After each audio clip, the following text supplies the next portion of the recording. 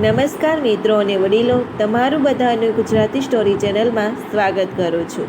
પતિએ પત્નીને કહ્યું, માતાને વૃદ્ધાશ્રમ મૂકીને આપણે અમદાવાદ જતા રહીએ. ત્યારે પત્નીએ એવો જવાબ આપ્યો કે તે સાંભળીને જો આ સ્ટોરી તમને પસંદ પડે તો આ ચેનલને સબસ્ક્રાઈબ, લાઈક, શેર અને કમેન્ટમાં અભિપ્રાય જરૂર આપજો. કંચનબેનના પતિનું અવસાન વર્ષો પહેલાં થઈ ચૂક્યું હતું. તેઓને બંનેને સંતાનમાં એક દીકરો હતો. દીકરો નાનો હતો ત્યારે જ તેના પિતાનું અવસાન થઈ ગયું હોવાથી દીકરાને મોટો કરવા માટે કંચનબેને દિવસ રાત એક કરીને ઘણી મહેનત કરી હતી. દીકરો ભણી ગણીને મોટો થઈ ગયો અને ત્યાં શહેરમાં જ નોકરીએ પણ લાગી ગયો હતો. નોકરીનો પગાર એટલો બધો વધારે ન હતો કે જેનાથી ખૂબ જ સારી જિંદગી જીવી શકાય, પરંતુ તેઓ પોતાનું ગુજરાન ચલાવીને શાંતિથી જીવી શકતા હતા. કંચનબેન પણ જ્યારે કામ કરતા ત્યારે તેમાંથી જેટલું બચે તેટલું થોડું થોડું બચત કરતા, જેથી કરીને ભવિષ્યમાં દીકરાના લગ્ન આવે કે બીજો કોઈ મોટો ખર્ચો આવે ત્યારે પૈસા કામ લાગે.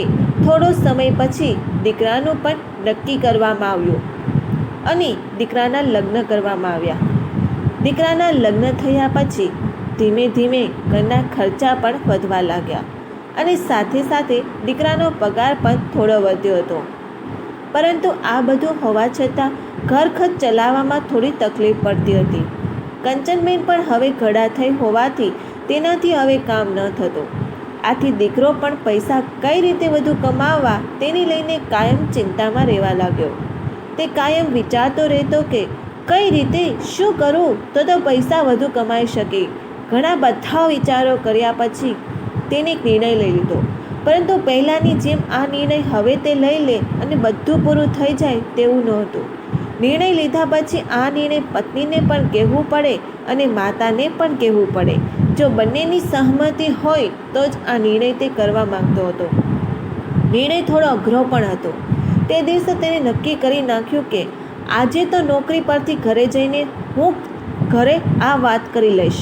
તે ઘરે થોડો મોડો આવ્યો હતો અને આવ્યો ત્યારે તેના માતા સૂઈ ગયા હતા અને પત્ની રૂમમાં હતી. એટલે તેને વિચાર્યું કે પહેલાં તે પત્નીને વાત કરી લેશે, ત્યાર પછી તેના માતાને પણ જણાવશે. એટલે તે બંને રૂમમાં વાતો કરવા લાગ્યા. આ બાજુ તેની માતા કંચનબેનમાં ઊંઘમાં ખલેલ પડે જ્યારે તેનો ઝીણો ઝીણો કોઈની વાતો કરવાનો અવાજ આવી રહ્યો હતો. આમ તો તેની ઊંઘ ખૂબ જ મોડી આવતી, પરંતુ આજે થોડા વહેલા સૂઈ ગયા હતા. એવામાં અચાનક આ અવાજ વાતો કરવાનો આવ્યો એટલે તેની નીંદર ઉડી ગઈ હતી. પોતાના દીકરા વહુના રૂમમાંથી અવાજ આવી રહ્યો હતો. દીકરો તેની પત્નીને કહી રહ્યો હતો કે હવે મારાથી આનાથી વિશેષ કશું થઈ શકે તેમ નથી. મારો પગાર ઓછો પડી રહ્યો છે અને આપણે પૈસાની અછત થઈ છે. એટલા માટે હું ઘણા સમયથી સોલ્યુશન વિચારી રહ્યો હતો. એવામાં મને અમદાવાદમાં સારી નોકરી મળી ગઈ છે, પરંતુ આપણે ત્યાં 3 જણા નહીં રહી શકીએ, કારણ કે ત્યાં ભાડે રાખેલો રૂમ ખૂબ જ નાનો છે અને સાથે સાથે એવું પણ ન થાય કે ત્યાં મોટું ઘર ભાડે લઈએ, કારણ કે ભાડું ખૂબ વધારે છે. અને જો તમે અહીંયા પણ ભાડે રહો અને હું ત્યાં પણ ભાડે આપું તો એ પણ પોસાય તેમ નથી. એટલે હું એવું વિચારી રહ્યો છું કે માતાને આપણે નજીકના વૃદ્ધાશ્રમમાં રાખીશું અને આપણે ત્યાં રૂમમાં રહીશું. કંચનબેન આ બધું સાંભળી રહ્યા હતા. તેની આંખો ભીની થઈ ગઈ. ભાવુક થઈને પોતે વિચારવા લાગ્યા કે હજુ તો દીકરાના લગ્નને 6 મહિના પણ નથી થયા ને વહુએ એના ઉપર કેવો પોતાનો રંગ ચડાવી દીધો છે. મારો દીકરો કેવું વિચારવા લાગ્યો છે. આ વાત સાંભળીને વહુને તો મજા પડી જશે, કારણ કે તેના મનમાં તો આ જ ઈચ્છા હશે. અરે ભગવાન, મારે હવે એ હજુ કંઈ મનમાં બોલે તે પહેલાં પાછો રૂમમાંથી અવાજ સંભળાયો. દીકરાની પત્નીનો અવાજ આવી રહ્યો હતો. તેને કહ્યું કે તમારી વાત સાચી છે કે આપણે પૈસાની અછત છે અને બધું પૈસા કમાવા માટે તમે ત્યાં જઈ રહ્યા છો, પરંતુ તમને એક વાત કહેવા માગું છું કે હું અને મમ્મી બંને અહીં જ રહીશું. હું ભણેલી છું તો બાળકોને ટ્યુશન આપીને થોડું ઘણું તો કમાઈ લઈશ. ભલે વધારે મદદ ન કરી શકું, પરંતુ એટલું તો કરીશ કે જેમાં મારો અને માતાનો ખર્ચો નીકળી જાય.